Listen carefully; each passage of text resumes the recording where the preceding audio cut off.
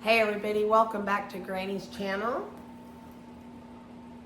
We are going to read, let's see, I have several books here that I would like to read, and we'll do one per day. How about that? So this is the classic tale of Pigling Bland.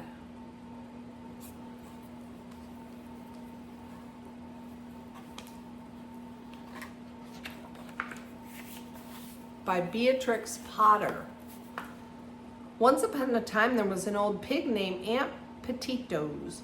She had 4 little girl pigs named Crosspatch, Wee One, Yock Yock, and Spot. And she had 4 little boy pigs named Alexander, Pigling, Bland, Chin Chin, and Stumpy. One day Aunt Petitos said, "It's time for all of you to make your way in the world." So all her piglets, except Pigling Bland, rode away in a cart. Now Pigling Bland, take these work papers to market so someone will hire you, but stay away from traps, hen roosts, bacon, and eggs. Remember to always walk on your back legs. Aunt Petitos gave him a little lunch and 8 peppermint candies and waved him on his way.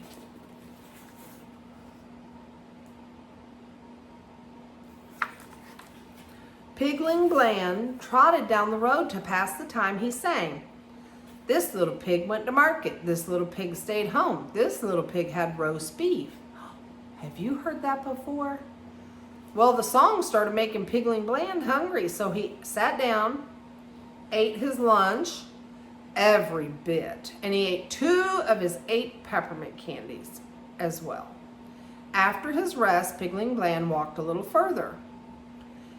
He came to a sign that read, "To market 5 miles, over the hill 4 miles." See, he's having his lunch. What a nice picnic. Pigling Bland thought he would never get to market before dark. He decided to take the shorter way over the hills. He walked and he walked and he walked. It began to grow dark outside. The wind whistled, the trees creaked and groaned. He took several wrong turns, and then he was lost. He was frightened and he cried, "Wee, wee, wee, I can't find my way home."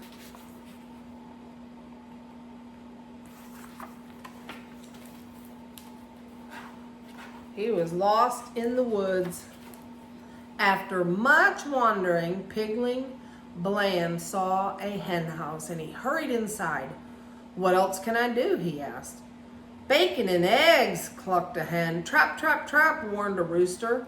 To market, jiggity jig," clucked another hen. Just then a man came to catch 6 chickens to take to market.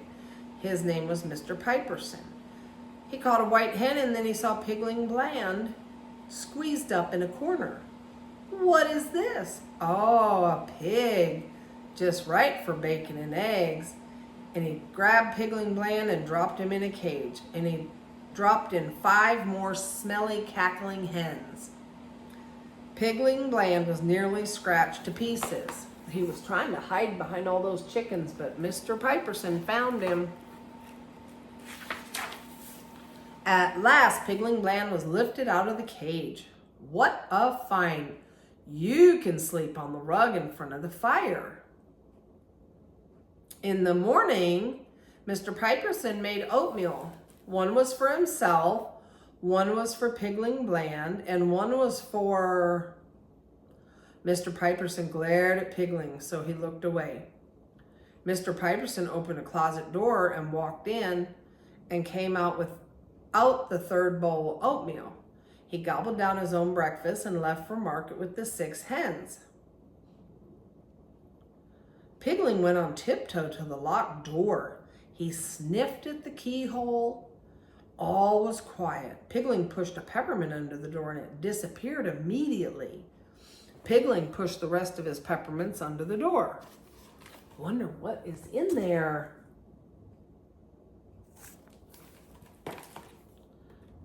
Let's find out.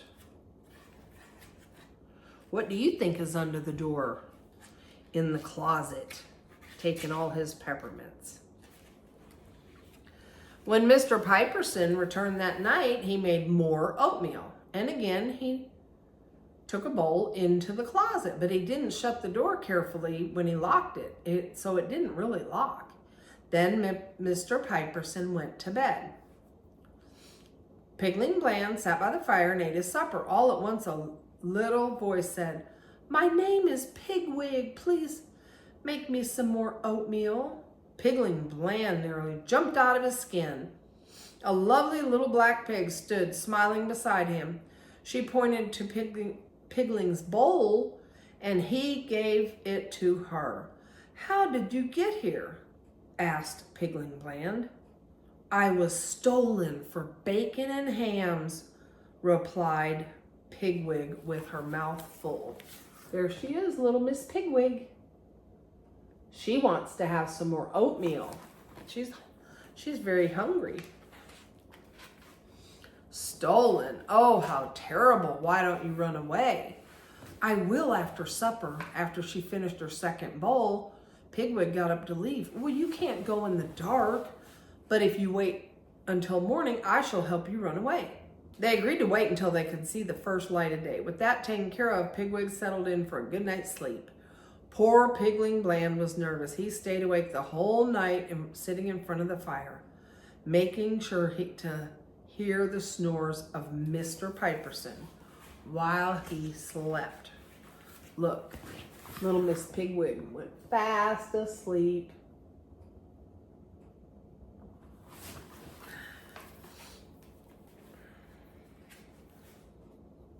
I bet he was tired waiting all day. They left early in the morning. The sun rose from the top of the hill. They saw a bridge. They knew they'd be safe once they crossed that bridge. Pigling stopped. He heard a noise. A grocer was coming along in the wagon. "Leave the talking to me," whispered Pigling. "We may have to make a run for it." He pretended to be hurt and held Pigwig's arm. "Two little pigs, just right for bacon," said the grocer. "Do you have any working papers?" Pigling handed up his papers. "These take care of you, but they do not say anything about the girl pig." He saw a farmer plowing a field nearby. "Maybe she belongs to that farmer," the grocer said. "Wait here while I go ask him." The grocer drove off. A hurt pig could not run away. See, there they are talking to the grocer in the wagon. "Now, Pigwig, run. Now, Pigwig." Never did two pigs run as fast as these pigs ran. They raced and squealed and pelted down the hill toward the bridge. Miss Pigwig's petticoats fluttered and her feet went pitter-patter, pitter-patter. They ran down the hill. Woo, look at them go. Did you know pigs could run that fast?